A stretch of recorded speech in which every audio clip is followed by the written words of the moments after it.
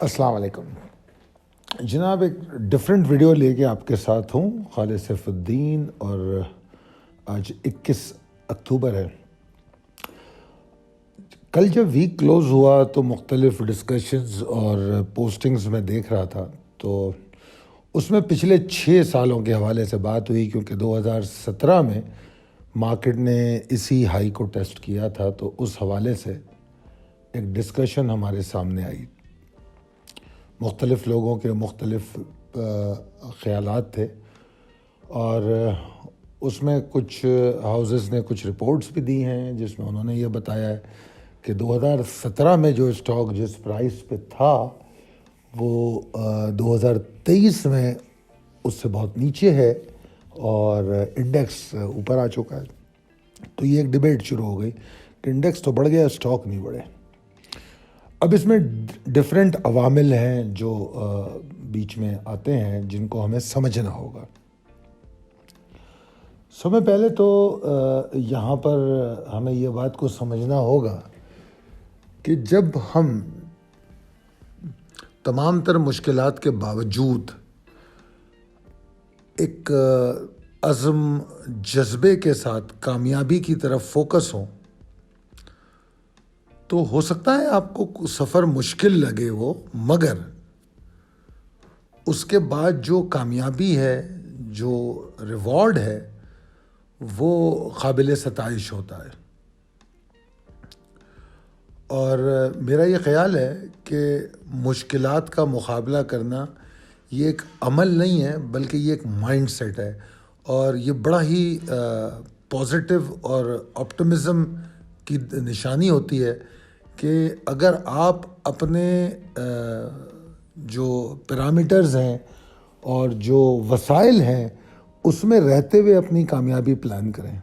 ये तो बड़ा आसान होगा कि एक आदमी को 10 करोड़ दे के कहा जाए कि कुछ कारोबार कर लो, और वो 10 करोड़ से उसको 11 करोड़ कर ले या 12 करोड़ कर ले। एक आदमी ऐसा होता है जिसको 10,000 दिए जाते हैं और कहा जाता है कि कारोबार कर लो, और वो 10,000 से 1 लाख कर ले। तो मेरे ख़्याल में वो शख्स जो 10,000 से 1 लाख करता है और अपने वसाइल की हुदूद में रहते हुए काम करता है, वो उस जहनीत की मैं यहाँ बात कर रहा हूँ। जिस माइंडसेट की मैं बात कर रहा हूँ वो माइंडसेट है। सिर्फ बातें नहीं, रियलिटी कि हम खड़े कहाँ हैं। हम पाकिस्तान में रहते हैं जहाँ लोड शेडिंग होती है। हम पाकिस्तान में रहते हैं जहाँ ऑयल ख़रीदने के मसले हो जाते हैं। हम पाकिस्तान में रहते हैं जहाँ डिवैल्यूएशन ऑफ करेंसी होती है। हम पाकिस्तान में रहते हैं जहाँ पॉलिटिकल इनस्टेबिलिटी होती है। हम पाकिस्तान में रहते हैं जहाँ इन्फ्लेशन है और बहुत ज़्यादा है। तो अगर इन तमाम ग्राउंड रियलिटीज़ को मान लें, बल्कि यहाँ मैं एक तस्करा भी करूँ, रात मैंने एक ट्वीट किया क्योंकि मुझे बड़ी हंसी आ रही थी, तो मेरा दिल चाहा कि उसको ट्वीट कर दिया जाए। तो रात मैंने एक ट्वीट किया क्योंकि जो इस वक्त यकीनन आप लोग काफ़ी उस सियासत से और जो तब्दीलियाँ इस वक्त मुल्क में हो रही हैं उससे बखूबी आगाह होंगे। तो उनको लेकर मैंने ये ट्वीट किया, और मैंने ट्वीट ये किया कि ये वाकई मज़ाहिका ख़ेज़ है कि एक गैर जमहूरी मुल्क जिसमें ख़ुद बादशाहत के ज़रिए जिसको चलाया जाता है, वो एक ऐसे मुल्क जो एक नाम नेहाद जमहूरी मुल्क है, उसके इंतखाबात से पहले इस्लाहात और इंतखाब कैसे हो, कौन हो, उसमें मदद फराहम कर रहा है। तो मैं इस बारे में जब सोच रहा था तो मुझे बड़ी हंसी आ रही थी, मगर यहाँ इसका तस्करा मैंने इसलिए किया कि ये मेरा ट्वीट जो है, बेशक फ़नी बात है ये, मगर ये ग्राउंड रियलिटी के बहुत क़रीब है। तो अगर आप एक्सेप्ट कर लें अपनी ग्राउंड रियलिटी, अगर आप एक्सेप्ट कर लें अपने मसाइल और मुश्किलात, तो फिर आप शायद दुरुस्त फ़ैसला करने के काबिल हो सकते हैं। तो यहाँ पर मैं उन्हीं चीज़ों को डिस्कस करूँगा। मैंने कभी फैंटेसीज़ में आपको ले जाने की कोशिश नहीं की, रियल टारगेट्स देने की कोशिश की है। तो पिछले 6 सालों में क्या हुआ है और किस तरह हुआ है, इसको भी बात कर लेते हैं। चलते हैं जनाब हम अपनी अगली स्लाइड पर। यहाँ पर हम उन सर्विसेज का जिक्र कर रहे हैं जो सर्विसेज हम आपको पहुँचाते हैं। तो इसमें स्टॉक एक्सचेंज के हवाले से रोज़ाना की कॉल दी जाती है, जो ट्रेडिंग के लिए आपको स्टॉक चाहिए होते हैं, चाहे आप किसी भी किस्म के इन्वेस्टर या ट्रेडर हों, आपको ये तमाम मालूमात और आगाही फराहम की जाती है। चाहे आप इंट्राडे ट्रेडर हों, स्विंग ट्रेडर हों, मीडियम टर्म ट्रेड करते हों या लॉन्ग टर्म ट्रेड करते हों, आपको डेली इंडेक्स कॉल दी जाती है, लाइव मार्केट सपोर्ट दी जाती है, दौरान मार्केट मिड डे कॉल दी जाती है, आपको पोर्टफोलियो दिए जाते हैं, वीकेंड पे कंसल्टेशंस होती हैं, सपोर्ट और आपकी जो होल्डिंग होती हैं, जब आप हमें ज्वाइन करते हैं तो आपके पास जो स्टॉक्स पड़े होते हैं, जो होल्डिंग होती है, उस पर भी हम आपको सपोर्ट करते हैं। फिर आ जाए इंटरनेशनल मार्केट की तरफ, तो हम पाकिस्तान मर्केंटाइल एक्सचेंज में आपको सपोर्ट करते हैं, उसमें भी हम आपको डेली कॉल देते हैं।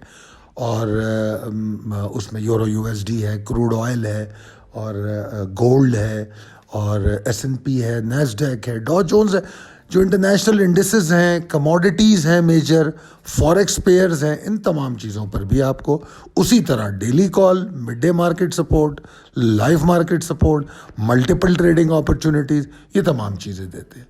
और आखिरी जो सर्विस मैंने यहाँ बयान की है, जो दोनों मार्केट्स के लिए है, Pakistan mercantile exchange international market या पाकिस्तान स्टॉक एक्सचेंज के लिए, ये बहुत अहम है। इसमें हम आपको ट्रेनिंग देते हैं, स्ट्रेटजीज सिखाते हैं, आपके साथ जूम सेशंस करते हैं, और आपके शहर में आके लाइव सेशंस करते हैं, ऑनलाइन सपोर्ट आपको देते हैं हमारी टीम। अगर आपको कोई टेक्निकल इश्यूज़ हों, ब्रोकरेज हम प्रोवाइड करते हैं, कंसल्टेशन करते हैं आपके साथ।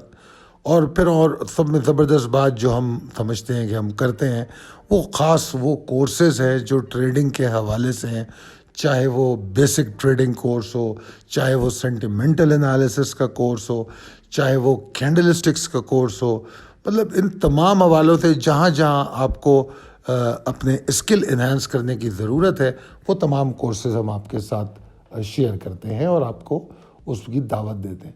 उसके बाद आ जाए जनाब अगली स्लाइड पे। यहाँ पर मैं ज़रूरी समझता हूँ हमेशा अपनी टीम का तारुफ कराना, क्योंकि इनके बग़ैर trading on levels safely invest का काम मुकम्मल नहीं होता।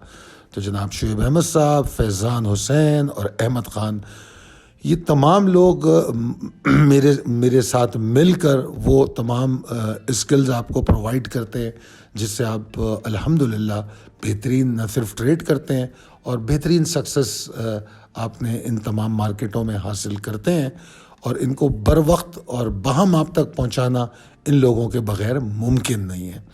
और हम कराची में अपना, कराची चूँकि हमारा शहर भी है और हम इस शहर से बहुत इसमें प्रोग्राम कर चुके हैं, मगर मेरा ख़्याल है कराची से ज़्यादा प्रोग्राम हमने लाहौर में किए। आई बिलीव लाहौर में हमने ज़्यादा प्रोग्राम किए, मगर बहरहाल कराची में हम आपके साथ लाइव सेशन करने वाले हैं। और इसमें अभी अपॉर्चुनिटीज़ ओपन है। इसमें आपको ट्रेडिंग कोर्सेज़ भी ऑफ़र करेंगे और डिफरेंट ऑप्शंस हम दे रहे हैं, क्योंकि अब जो आपको टाइम मिल रहा है, जो जीत सेलिब्रेट कर रहे हैं, तो बजाय इसके कि जल्दी करें, पेशेंस के साथ ट्रेडिंग करें।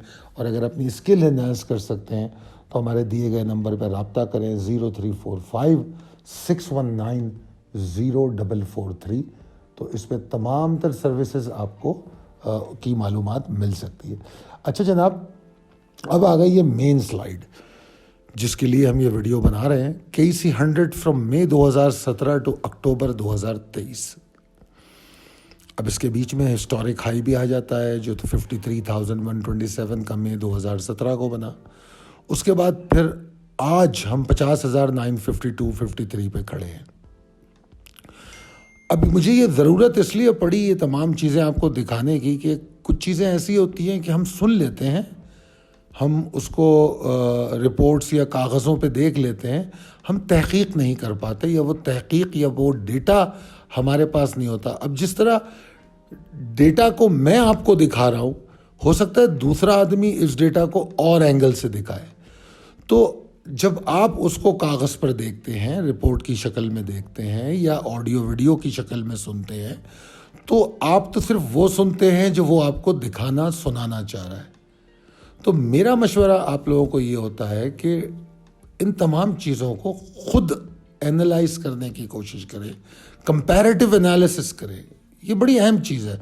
अगर आप ये करेंगे, मैं ये नहीं कह रहा आपसे कि आप फंडामेंटल एनालिस्ट बन जाएं, आप टेक्निकल एनालिस्ट बन जाएं।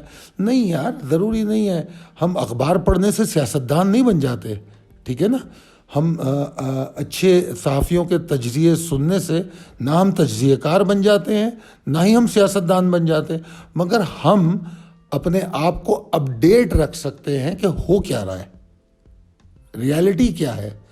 और फिर मुख्तलिफ लोगों की आरा सुन के हमको एक और एज मिलता है, वो ये कि हम दुरुस्त और सही बात को समझने की अहलियत इम्प्रूव करते हैं। वरना अगर हम तजज़ियों को देखें या एनालिसिस को देखें या इवन स्टॉक मार्केट एनालिसिस को देखें, तो 1000 किस्म के मेरी तरह के एनालिस्ट मार्केट में मौजूद होंगे। ये तो आपका काम है कि फ़ैसला करना कि किसकी एनालिसिस जो है वो ज़्यादा बेहतर है, एक्यूरेट है, और फिर उनमें से किस एनालिस्ट को मैंने फॉलो करना है। तो बहरहाल एक डेटा जो मैं अपने एंगल से देख रहा हूँ मार्केट को, जो मेरा नुक्ता नज़र है, वो मैंने सोचा शेयर किया जाए, क्योंकि कल रात मैंने बड़ी गुफ्तगू देखी इस पर। तो मैंने भी उन 6 सालों को ही लिया है, मई 2017 से अक्टूबर 2023। शायद पूरे 6 साल तो नहीं बनते, मगर कम हो बेश 6 साल बनते। तो जनाब जनवरी 2017 में एक हाई लगा था 50,887 का। ये बात है जनवरी 2017 की। फिर आज 20 अक्टूबर 2023 को 50,953 पे मार्केट क्लोज होती है। तो ये आइडेंटिकल हाइज हैं। अगर देखें तो ये ब्लैक लाइन लगा के मैंने वही दिखाया है। इस पूरी वीडियो का मतलब जो है ना, जो चीज़ मैं समझाना चाह रहा हूँ वो है कि एग्जिट इंपॉर्टेंट क्यों है मार्केट में। आखिर वजह क्या है, एग्जिट लेने से हमें फ़ायदा क्या है, या एग्जिट लेने से हमें बहुत ज़्यादा फ़ायदा क्यों है। मतलब कई लोग मुझे कहते हैं, मुझ पे टॉन्ट भी करते हैं और मुझे अप्रिशिएट भी करते हैं। ये फिर अगेन एक माइंडसेट है कि कौन किस चीज़ को कैसे देखता है। लोग मुझे टॉन्ट भी करते हैं कि यार आप माल बेचने को कहते हो, और क्योंकि ज़्यादातर लोग सिर्फ ख़रीदने की बात करते हैं, और कुछ लोग मुझे अप्रिशिएट करते हैं कि यार आपने सही वक्त में माल बिकवा दिया। तो ये एक माइंडसेट है कि आप समझ सको कि भाई एग्ज़िट क्यों लेनी है, एग्ज़िट कहाँ लेनी है। सिर्फ लफ्ज़ एग्ज़िट जो है मुकम्मल नहीं है। एग्ज़िट टाइमली, एग्जिट वक्त पे, ये बहुत इंपॉर्टेंट है। अब आप नोटिस कीजिए, ये जो जुलाई में जो मूव बनी थी, जून 2023 में, मतलब अजीबोगरीब बात थी कि जनवरी, अगर हम देखें, आपके पास ऑन रिकॉर्ड कॉल्स मौजूद है, 2022 का जो अक्टूबर नवंबर है, उसमें मैंने ये कहना शुरू कर दिया था कि मुश्किल वक्त आ रहा है, माल बेचना चाहिए। बार बार बोलता रहा मैं। और मेरे ख्याल में 2022 नहीं, 2021, वो जहाँ पर भी, वो मुझे अब ईयर मंथ याद नहीं है, आसान लफ्ज़ों में अदम एतमाद से 2-3 महीने पहले। तो जनाब माल बेचने की बात की गई। फिर जैसे ही 2023 शुरू हुआ, मैंने ये शोर डाल दिया कि ये बाइंग का साल है। कॉल्स उठा के देखें, बार बार ये बात कही है। फिर मैंने आखिर में एक बात कही कि जून तक बाय कर लो जो कर सकते हो। जितनी गुफ्तगू मैं अभी कर रहा हूं, ये मेरी वीडियोस में ऑन रिकॉर्ड मौजूद है। फिर मैंने कहा कि जून तक बाइंग कर लो। पहले मैंने शुरू में कहा 2023 पूरा बाइंग का साल है, फिर मैंने कहा जून तक बाइंग कर लो। और जून से अभी तक हम 11,000 पॉइंट की मूव ले चुके हैं। Coming back to the point, जिस पॉइंट ने मुझे ये वीडियो बनाने पे मजबूर किया, वो पॉइंट ये था कि इंडेक्स 2017 में यहाँ था, ये स्टॉक इस रेट पे था, और अक्टूबर 2023 में इंडेक्स फिर वहाँ पहुँच गया है, और ये स्टॉक अभी इतने % नीचे खड़े हैं। सब में पहले तो मुझे इख्तिलाफ इस बात पे हुआ कि वो जो परसेंटेज निकाली जा रही है उसकी लॉजिक क्या है। क्या मई 2017 में जो उसका रेट था उसको आपने जस्टिफाई किस चीज़ से किया, उसको मेयार कैसे बनाया आपने, पहले तो ये देखना पड़ेगा।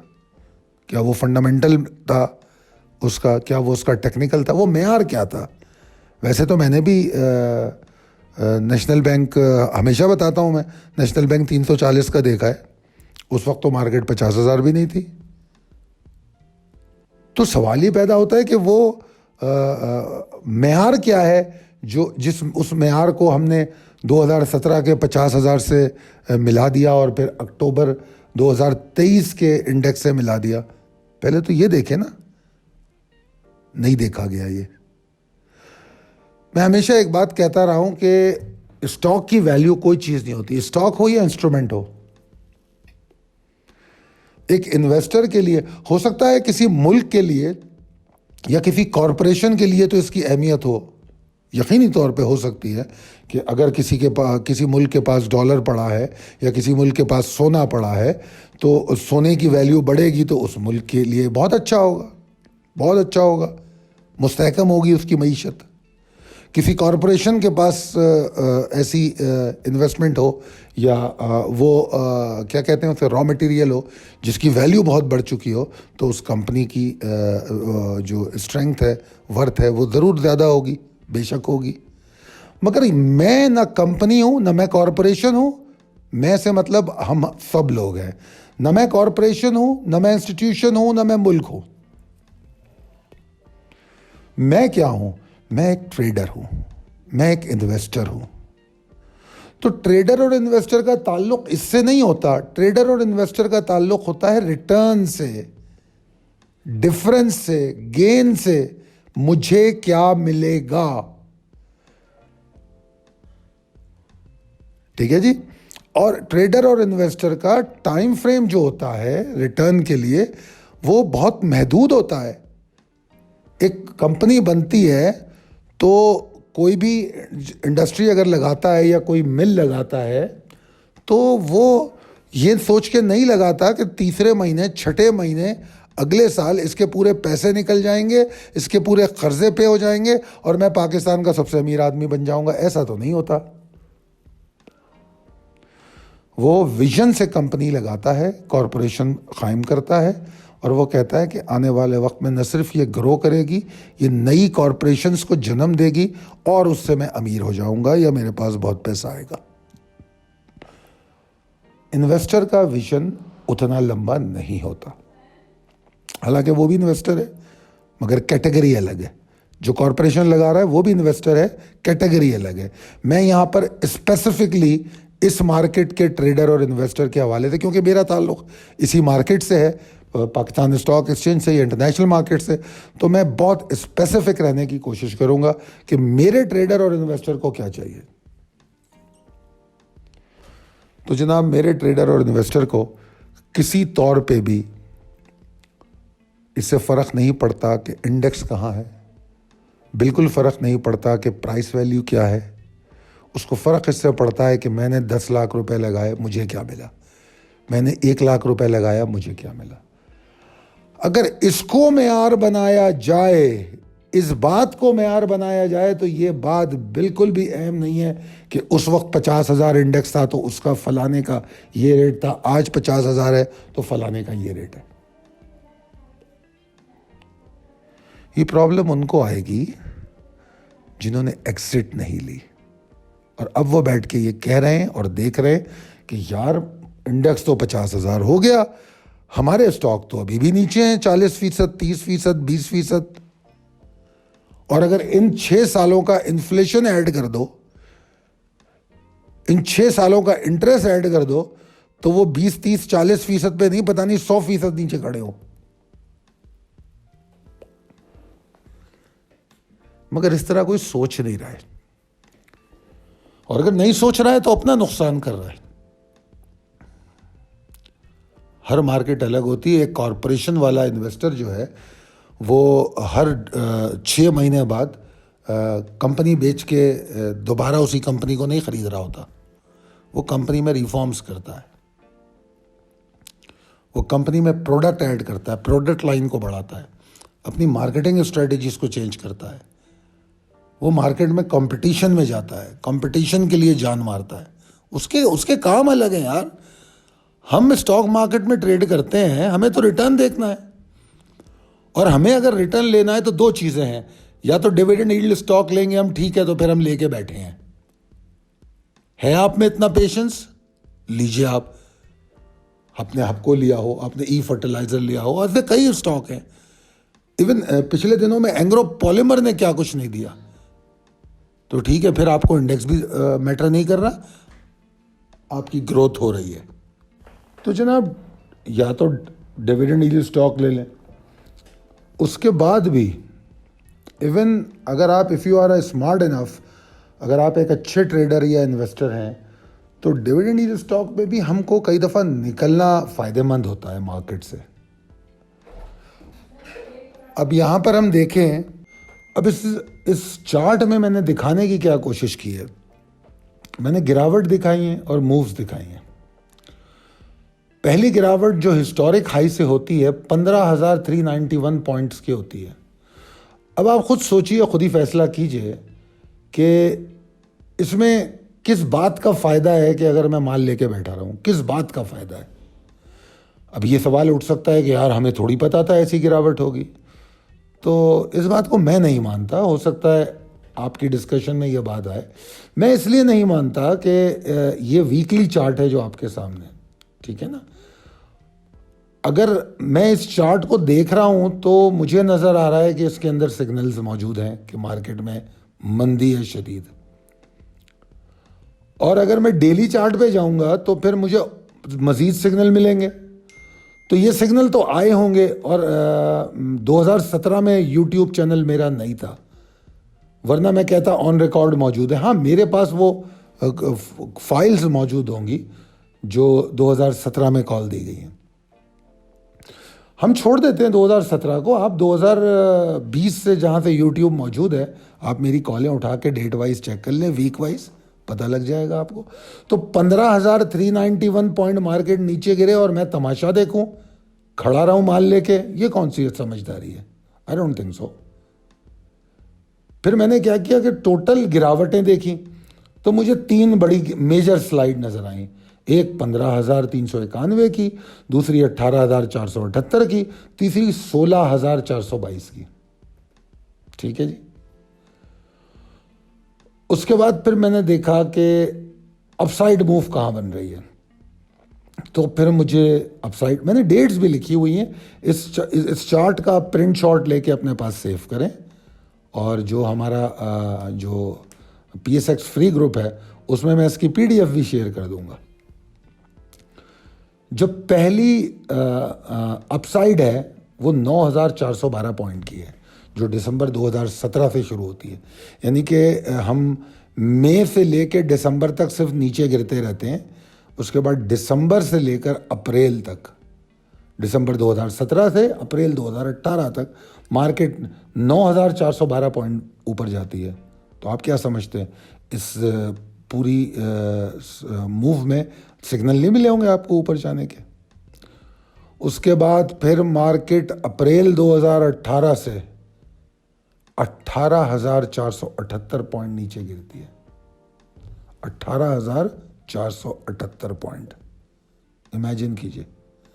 परसेंटेज निकालें और देखें कि कितने परसेंट गिर रही है, पता लगेगा।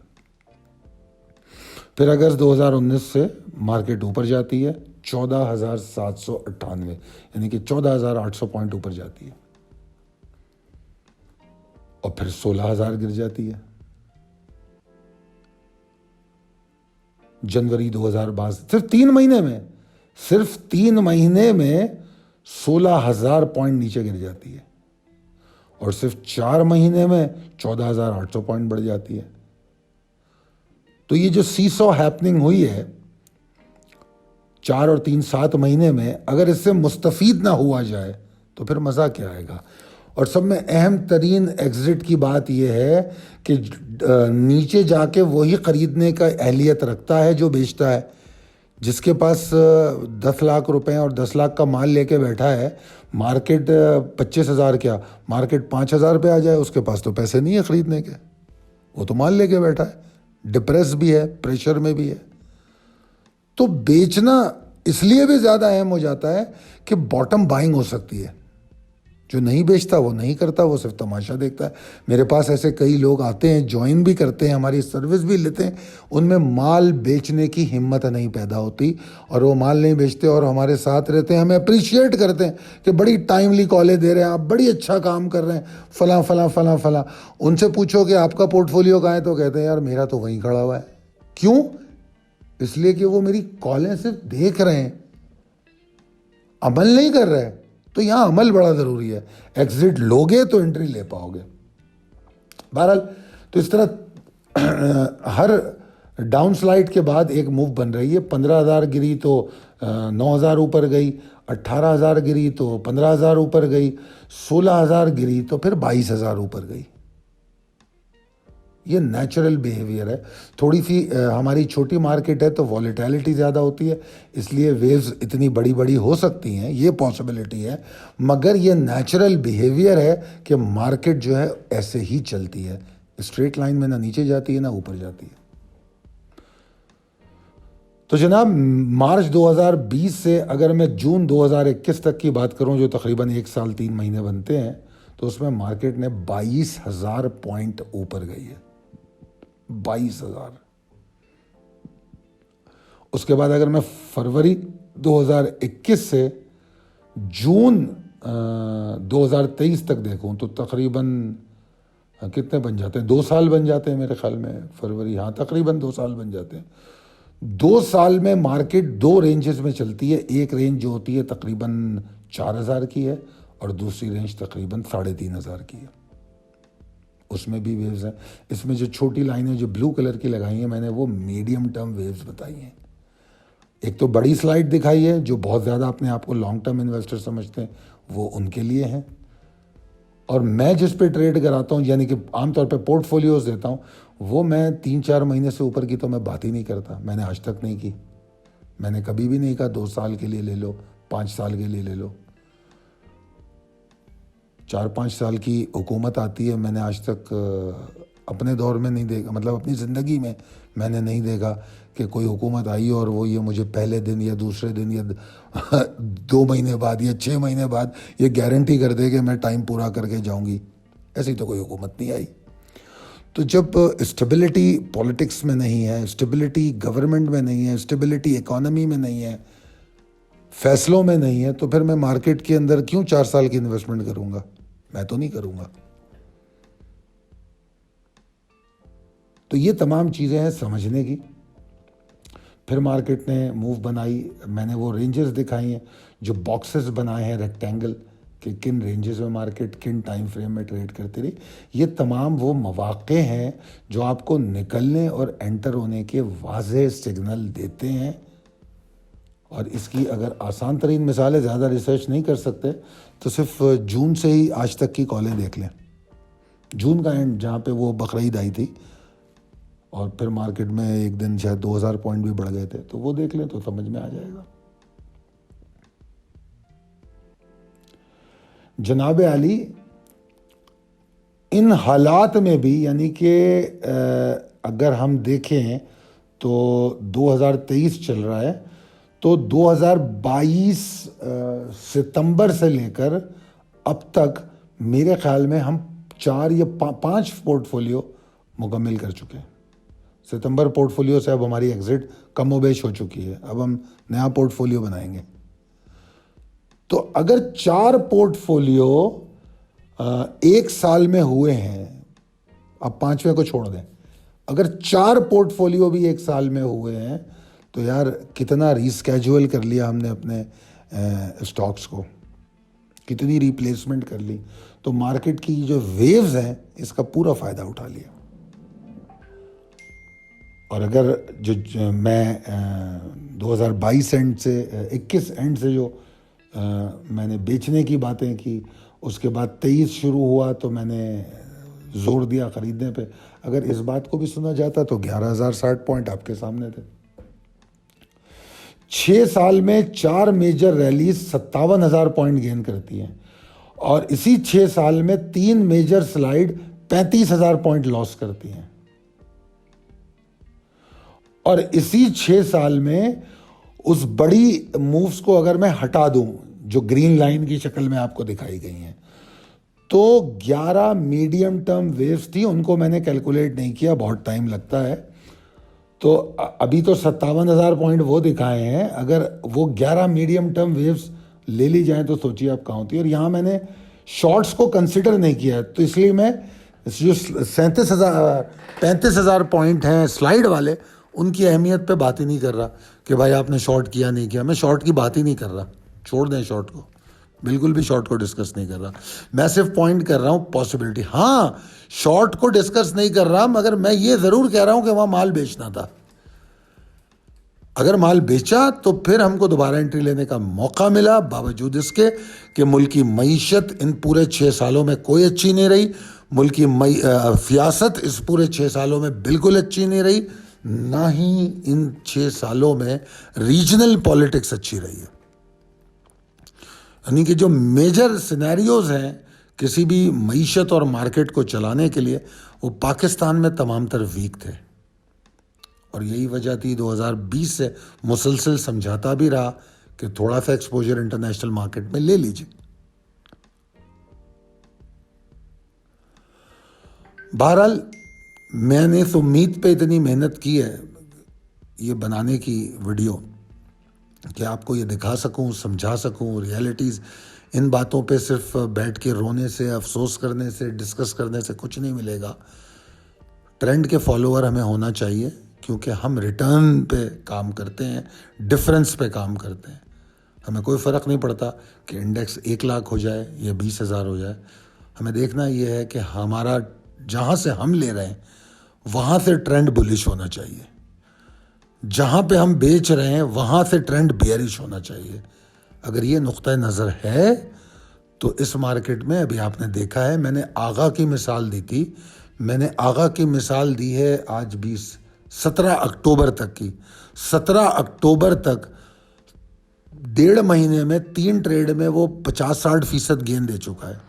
उसके बाद उसने शायद 1-2 लॉक भी लगाए, उनको तो छोड़ दीजिए, वो तो मैंने नहीं आपको बताया, उस पर कैलकुलेट नहीं किए क्योंकि मेरा टारगेट तो 12:45 पे ख़त्म हो गया था। 3 ट्रेडें करवाई गई आगा में पिछले 1-1.5 महीने में, और तीनों का टारगेट, एक का 12 था, एक का 12:25 था, एक का 12:45 था। सब जस्टिफाइड थे। ये अभी तो 14 पे आ गया, हमने तो बात ही नहीं की 14 की, 13 की बात नहीं की। तो अपने वसाइल में रहते हुए, रियलिटीज को समझते हुए टारगेट आपको बताए गए। अब जो 14 पे चला गया और जिस तरह ट्रेंड नजर आ रहा था आगा का भी और इंडेक्स का भी, तो हमने अपने ट्रेडर से कहा कि भाई जरूरी नहीं है कि अगर मैंने 12:45 का है तो भेज दो, स्टॉप लॉस ट्रेल कर लो, मेरा मसला हल हो जाएगा, मैं सिक्योर हो जाऊंगा।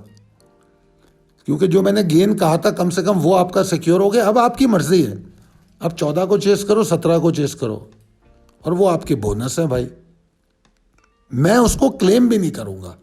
इसीलिए मैंने 17 अक्टूबर तक को आगा क्लेम किया, 17 के बाद नहीं किया। तो ये तमाम चीजें हैं जो सीखने और समझने की हैं। और अगर इससे इन्वेस्टर ने सीखा है कि खराब मईशत और सियासत के बाद मार्केट ये परफॉर्मेंस दे सकती है, एक स्टॉक ये परफॉर्मेंस दे सकता है, मतलब अल्लाह माफ़ करे कि इन्फ्लेशन की हालत है कि खाने को पैसे नहीं है लोगों के पास, गुर्बत की सतह से कितने % लोग मज़ीद गिर चुके हैं, ये तमाम चीज़ें रियलिटी की शक्ल में मौजूद हैं। उसके बावजूद 11,060 पॉइंट जुलाई, अगस्त, सितंबर, अक्टूबर 4 महीने में हो गए। उसके बावजूद अर्निंग्स अच्छी आई, पे आउट नहीं दिए, उसके बावजूद कैपिटल गेन मिल गया। इन तमाम हालात में कॉरपोरेशंस ने, अच्छा एक मैंने, अगर शायद आप लोगों को याद हो तो मैंने एक वीडियो की थी जब डिवैल्यूएशन ऑफ करेंसी बहुत ज़्यादा हो गई थी, तो मैंने एक बात कही थी कि मार्केट इस डिवैल्यूएशन का बेहतरीन हेज साबित हो सकती है अगर समझो तो। एक पूरी वीडियो की थी, उस पर मैंने समझाया था। काश उस वीडियो को भी समझा होता लोगों ने तो भी आपको बहुत फ़ायदा हुआ था। आप लोगों के फ़ायदे से खुशी होती है। मैं तो ट्रेड करता नहीं, आप जानते हैं, बहरहाल इसके साथ ही इस वीडियो को यहाँ क्लोज़ करूँगा। मैं समझता हूँ कि अगर इन चीज़ों से आपको कुछ फ़ायदा मिलता है, कुछ सीखने का मौका मिलता है, तो really will be helpful for आपके फ्यूचर के लिए, आपके प्रॉफिट के लिए। बहुत शुक्रिया। अगर आपको वीडियो पसंद आई है तो अपने दोस्तों और अहबाब में शेयर कीजिए, लाइक कीजिए, कमेंट भी कीजिए, बताइए आप अगर कोई कमी है या नुक्ता नज़र गलत है। मतलब मैं इस नुक्ता नज़र पे, ये जो आपको दिया है, इस पे रुका हुआ नहीं हूँ, मैं और एंगल्स भी देख रहा होता हूँ। ये तो एक एंगल था जो उस सूरत से कंपैरेटिव एनालिसिस में हेल्प देता था, तो मैंने आपको दिखाया। वरना मार्केट को तो बहुत सारे एंगलों से देखना पड़ता है, फिर उसकी कंक्लूजन निकाल के एक इन्वेस्टर काम करता है। इन्वेस्टर का जो विज़न होता है, जो बिजनेसमैन का जो विज़न होता है, वो आम आदमी के विज़न से बहुत बड़ा होता है। तो उस विज़न को डेवलप कीजिए। दुआ करूँगा कि आप लोग सेहतमंद रहें, आप, आपके घर वाले। हमारे लिए भी दुआ फरमाइए। बहुत शुक्रिया। अल्लाह हाफ़िज़।